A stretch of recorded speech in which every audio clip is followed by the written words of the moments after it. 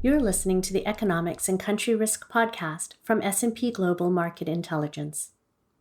In each episode, our experts will provide you with the where, how, and when to make decisions that transform your business.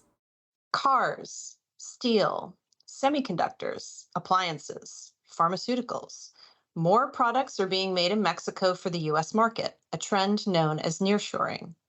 I'm Kristen Hallam, content strategist at S&P Global Market Intelligence, and your host for this 3-episode series on nearshoring to Mexico. You will hear the story behind the attraction and how long the love affair with Mexico may last. We started with an overview of the economic and geopolitical risks and opportunities in episode 1. We delved into the operational side in episode 2. And in this, the final episode in the series, we'll tell the supply chain story with Chris Rogers, Head of Supply Chain Research at S&P Global Market Intelligence. Thanks for joining us, Chris. It's good to have you back on the podcast. It's good to be back. Thanks for having me, Kristen. So we've talked a lot about the past 3 years of supply chain disruptions and the need for companies to put in place long-term plans. Where does reshoring fit into that? I'd see reshoring, and by the way, you'll hear reshoring, nearshoring, offshoring, onshoring, xshoring. We'll just call it reshoring for the purposes of simplicity. But I do see that as part of a broader resilience strategy for companies, both in terms of risk management and also, frankly, in terms of cost mitigation. If we're in the middle of a troubled economy, companies are always looking for ways to reduce their costs. And I think reshoring plays into that. It also often comes alongside multi-sourcing. So rather than just buying your products, whether it's a component from a manufacturer or an assembled good for a retailer, rather than just buying it from one company in one place, you might buy it from several companies in several places to diversify your risk. I think it also speaks a little bit from a resilience perspective to mitigating transportation risks. So physically shortening your supply chains. Although, and we can get into this a bit later on, just because your supplier is near to you, it doesn't mean they can always get their goods to you in a timely or complete manner. We certainly saw that during the pandemic, didn't we? Yes, we did. So what role have tariffs and free trade deals had to play in reshoring? The first point to make is that, and remember this throughout the discussion today, it's not governments that make the decision as to where manufacturing is based. It's companies who are doing the manufacturing or the sourcing who decide where it's going to happen. So tariffs and free trade deals, which are kind of their yin and yang of trade policy, they are just one of the many inputs that go into the decision-making process. And in the previous 2 podcasts, you talked a lot about the actual nuts and bolts of operating in different countries. I think for tariffs as a trade restriction, obviously they raise costs. So within that cost mitigation approach, companies will move where they have lower tariffs. Free trade deals are kind of the mirror image. So they liberalize trade and they provide opportunities for exports. A good example recently is the UK joining the CPTPP, which is a Pacific Basin-based trade deal. Nobody's put a hook on the UK and towed it round to the Pacific, by the way. It's just an opportunity for another export market. But obviously that includes Mexico as well. So I think that will lead UK companies to say, okay, maybe if we want to be selling into Mexico, maybe we reshore to Mexico. Maybe we reshore to Mexico anyway, because we want to use the USMCA trade deal, what used to be called NAFTA, as a way of accessing the US as a market as well. So they act as restrictions in the part of tariffs by raising costs, export opportunities in the case of free trade deals. Now, you alluded to the previous 2 episodes of the podcast series that we're doing. And in those episodes, we talked about some of the reasons that companies nearshore, including economic considerations, the lower cost of labor in Mexico versus, say, domestic production in the US, some geopolitical factors, including the geopolitical tensions between the US and other countries, some of the political considerations in Mexico, and just the proximity. It's right next door. What are some of the other reasons that companies would reshore to a given country, not necessarily just to Mexico, but thinking broadly why companies would reshore? A lot of it comes down to convenience of manufacturing and simplifying the way your supply chain works. So quite often talk about economies of scale, so being bigger, but it's also worth thinking about economies of scope. In other words, bringing together your suppliers and your manufacturing into one location. Funnily enough, that's one of the reasons why we're seeing companies actually relocate manufacturing into the United States now, is that we see the change of manufacturing approach in some industries, and the autos industry is one. Having your suppliers close to you once the market becomes big enough for it to be worth specifically targeting. We're actually seeing that happen quite a bit in India at the moment, where the electronics industry is building up there. Initially seeing the assembly of electronic products, particularly mobile phones, then branching back upstream, if you like, into some of the components in there as well. So I think that economy of scope element is quite important. Playing into that as well, and we talked a little bit about policy with regards to tariff, but also rules of origin. These are slightly abstruse, but effectively what it says is you can move your product from one part of a free trade area to another as long as the components that have gone into it meet certain threshold levels from having been sourced in that region. So, for example, you can move a car across border from Mexico to the US duty free as long as 3/4 of the components in that car have come from somewhere within the Canada, Mexico, US area. So again, by reshoring more of your supply chain to a given free trade area, you can take advantage of those rules of origin and make your life a lot simpler. Life in supply chains is complicated enough. So simplicity can be a winner, I think, and adds to resilience as well. Yes, yes. We've talked a few times on this podcast, you and I, about the complexities of the supply chain. And I know we've got plenty of material for many more podcast episodes, Chris. So I hope you're game for that. Oh, yeah. So let's zero in on Mexico and talk about how Mexico fits into some of these broader aspects that you've talked about, like economies of scope and things like this. The question is Mexico a great place to reshore to?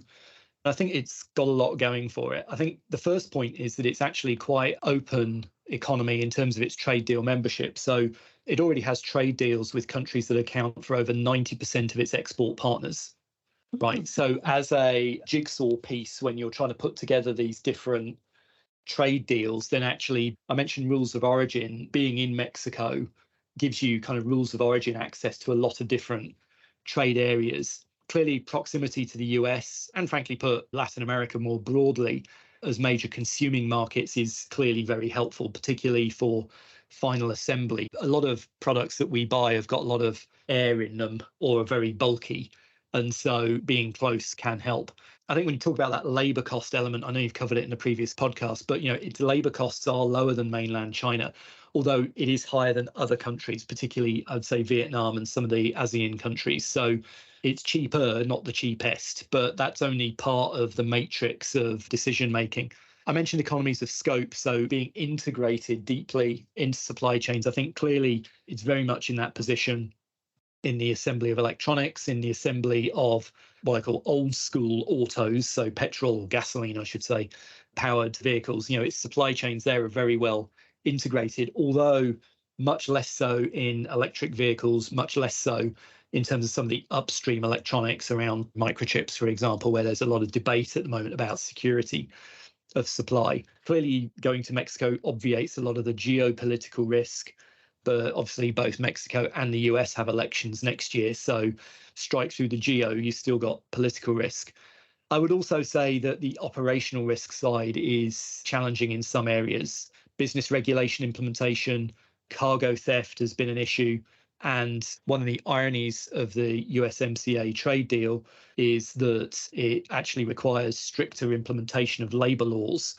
So actually it increases the risk of strikes and interruptions and the need to review your operations. So Mexico's got a lot going for it.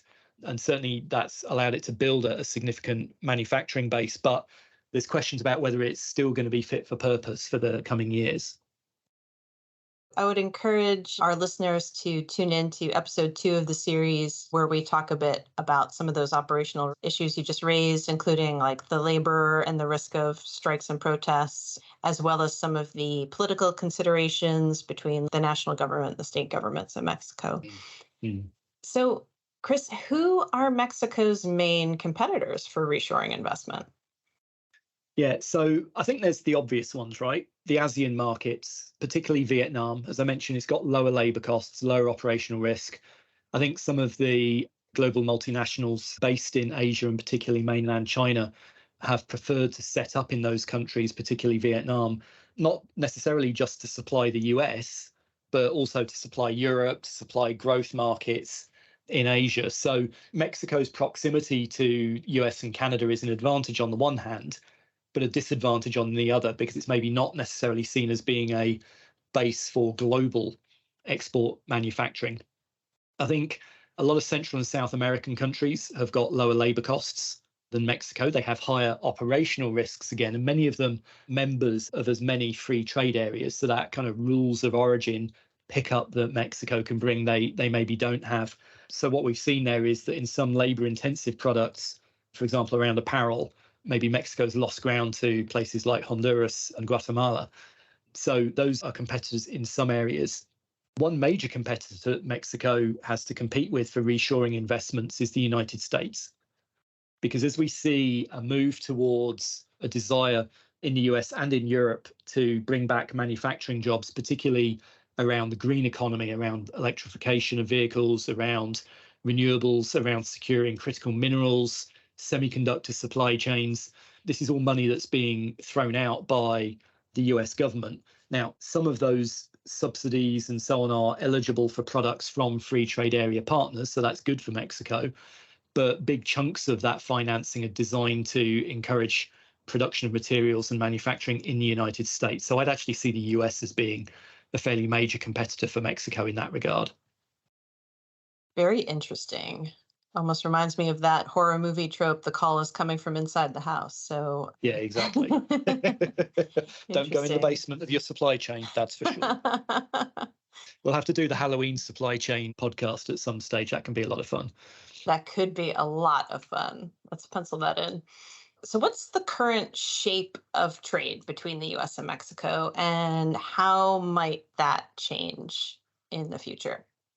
Yeah, trade currently is dominated by autos, right? They're nearly 30% of Mexico's exports to the United States, if you include vehicles and all the components and so on.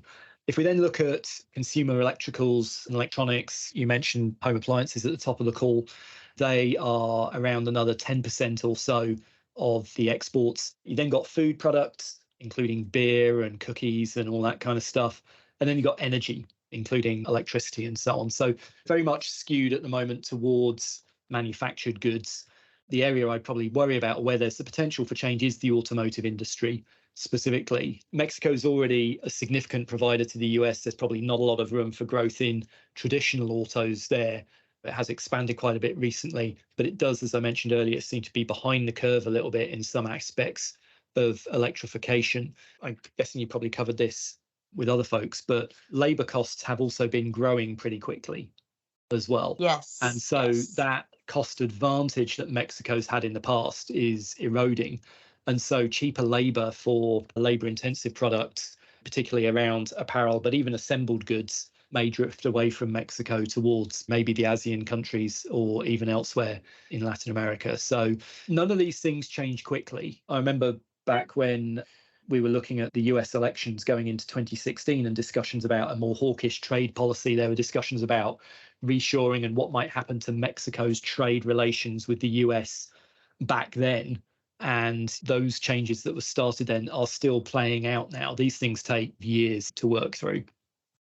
Yeah. In a previous episode of the series, we talked about how the USMCA will be under review in 2026 and how that's something to watch out for. And as you mentioned, Mexico's going to have an election next year. The US is going to have an election next year. So 2026 could be a very interesting year. So yeah, absolutely. Put that in your calendars, everyone. So, Chris, would you say Mexico has benefited from the US-China rivalry that we've seen playing out in trade and elsewhere? I would say yes, Mexico has been a winner from US-China trade rivalry, but it has had to share the spoils of that trade war with other countries, particularly with Vietnam. So I mentioned earlier these tariffs that were applied by the Trump administration as part of this kind of trade war and how China's share of US imports had dropped as a consequence of that. If we look at Mexico's share of US imports of those products, it's increased to just over 17% in the past 12 months from around 15% in 2016. So it's picked up a bit there. Vietnam has also picked up, although by a much smaller amount. Vietnam's at around 4%. It was at 2%. Now, these percentage points don't sound like very much, but we're talking about billions of dollars worth of trade here that's being reoriented, thousands of companies having to make decisions about where they're manufacturing and where they're sourcing. I would say that where Mexico's kind of gained has been more in these kind of deep supply chain products, so components, particularly electrical components, automotive components, whereas consumer goods and assembled goods haven't been as affected by the tariffs generally, and more specifically for the shift between Mexico and Vietnam. The downside, I guess, is the trade conflict doesn't benefit anybody overall because higher tariffs mean less spending power. But in that regard, I think less of an impact for Mexico. Mexico seems to have done a reasonably good job of threading the needle with regards to managing their relationships with China and with the US separately to that. But if you're looking purely at product flows, I would say, yes, Mexico has very much been a winner from the rivalry between the US and mainland China. As you've alluded to, there are lots of inputs, lots of data companies need to consider when they're looking at where to put their manufacturing, their operations. You mentioned some products there, including electronic components. What other products have been reshored to Mexico already, or what are we expecting to be reshored in the near future? Yes, so I think the easiest way to measure reshoring is by looking at the share of imports a country gets from another country in a given product area. So if Mexico's market share, if you like, of US imports of product X have increased, then there's been a degree of reshoring, whether that's a company specifically moving their factory to Mexico, or let's say a retailer in the US saying, okay, actually, I'm now going to buy everything from that factory in Mexico, and that factory in Mexico now not sending anything to Europe because it's sending it all to the US. But I count all of that as being reshoring. I'll open up the infamous supply chain data fire hose here. I know numbers don't always work well through audio, but here it comes. If we look at televisions, the share of US imports of televisions from Mexico was 75% in the past 12 months. In 2016, it was 54%. So there's been a really big pickup there. And really, there's three main companies have really been involved there. The other one where we've seen a big uptick is in routers and smart devices. This is a pretty big bucket of stuff. So that's the Wi-Fi device in your house through to various gadgets that you can connect to your computer, even includes smartwatches. But when we take all of those together, the Mexican share of US imports is just over a half over the past 12 months compared to 30% in 2016. So we've seen quite a lot of relocation there amongst the electrical space. I think if we turn to autos, we mentioned a couple of times already how important Mexico's been in terms of automotive supply chains, but the share of US vehicle imports from Mexico of gasoline-powered cars was 30% in the past 12 months. It was only around 20% in 2016. So there's been a major shift there. You've got to be careful with the data, right? You've always got to be careful with the data. These shift in flows aren't always because of some company taking a major call on geopolitics and differential labor costs and the operational risks of getting products from A to B. Sometimes it's just because people want their products. So the share of US beer imports coming from Mexico has increased to 80% in the past 12 months from 64% just a few years ago. All of the hoo-ha around light beer consumption has driven that. The other one is cookies. Everyone loves a cookie. Around half of US cookie imports now come from Mexico. It's about 40% 5 years ago. Wow, that's good to know. I do care very much about the sources of my favorite foods and beverages. Maybe we should have a chocolate episode in the future, chocolate supply chain. We can dig into the joys of EU deforestation regulations as well. I know that's something people are clamoring to hear about. You just turned off the data fire hose and then you had to bring in the EU regulations, Chris. Yeah, sorry. That's like the foam we use to put on top of the data water when it just doesn't put out the fire of excitement enough. So you mentioned a couple times the shift that we're seeing in the automotive industry from gasoline or petrol, because we do have a big UK component who listens to this podcast. So let's use both powered cars to electric cars. So, what does that shift mean for Mexico, which, as you noted, is a historic center for US auto manufacturing? Yeah, I think the shift to electric vehicles, governments get excited about it and companies get worried about it because it really is a generational shift in the way automotive supply chains are constructed. Electric vehicles are complicated, but they're not as complicated as internal combustion engine vehicles in terms of just like how many parts go into the engine block and so on. And it's given governments an opportunity to apply incentives to get manufacturing relocated to their country. Now, clearly, the poster child for that legislation is the Inflation Reduction Act in the US, or IRA. And IRA basically allocates subsidies to vehicle purchases of up to $7,500 per vehicle if certain boxes are checked. And the original plan was very much for that to encourage manufacturers to make their vehicles soup to nuts in the US. Soup to nuts, probably not the right way to put it. Lithium to steering wheel in the United States. Now, clearly, the practicalities of actually making that happen led to the inclusion of free trade area partners within that eligibility. And obviously, Mexico being a part of USMCA, batteries and vehicles manufactured there should be, and it's all subject to Treasury Department interpretation, should be eligible for that. But you don't build your business plan on the basis of should. You build it on the basis of what is actually happening and what you can actually see. That is also a challenge for Mexico in the past. From an autos perspective, it's been the closest, best place to build for the US market. However, if free trade areas give you access to this US funding, why not dig your lithium out of the ground in Chile and convert the lithium into batteries in Chile and then ship that to the US and take advantage of a trade deal that way? So Mexico, in many regards, may have more competitors than it's had in the past.